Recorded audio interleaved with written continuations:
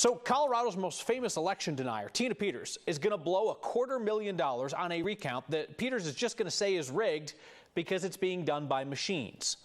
3 other Colorado Republicans who also got trounced in their primaries are paying for similar recounts. They all want them done by hand.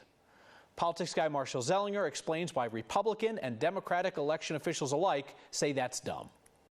Poll list for governor. This is what it looks like to count an election by hand. When Denver Elections tested its equipment with 64 ballots before the June 28th primary, they did a hand recount after the machine count, which took an hour longer for 64 ballots. It's easy to make a mistake. It's easy to get lost in which line you're on. Pam Feely was an election judge in May for West Metro Fire's election of 4 board members, an election that was conducted by hand, kind of like this. The next ballot, it's candidate A. Took us 3 hours to count less than 500 ballots. Hand counting is not accurate. Typically, you see a 2% inaccuracy rate, and also hand counts lend themselves to shenanigans. Starting tomorrow, Republican El Paso County Clerk Chuck Browerman will do 2 machine recounts of local elections.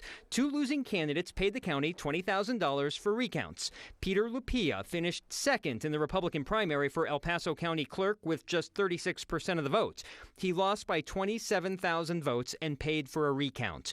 Rayanne Weber was second in the Republican primary for coroner with 34%. She lost by 30,000 votes and paid for a recount. These candidates are asking for a hand count, which is not permissible by state statute. So as much as they wish they would like to do a hand count, it just will not happen in this election. Most people don't add or subtract in their checkbook. They use a calculator or they use their phone. We're not hand counting our daily money. Let's not forget, we've previously reported that Republican Elbert County Clerk Dallas Schroeder did a hand count after the 2020 election and confirmed the machine count was more accurate. Even after this, Schroeder admitted to making copies of his election machine hard drive. There will be probably nothing that will ever truly satisfy some of these conspiracy theorists on the conduct of elections. There is a 3rd recount happening in El Paso County with a state Senate candidate. She also lost with 34%.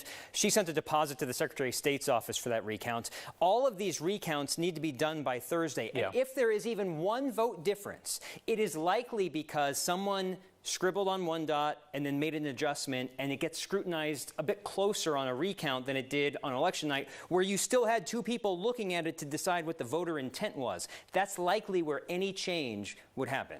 It's not unheard of for a couple of votes to change here or there when we have those mandatory recounts when races are really, really close.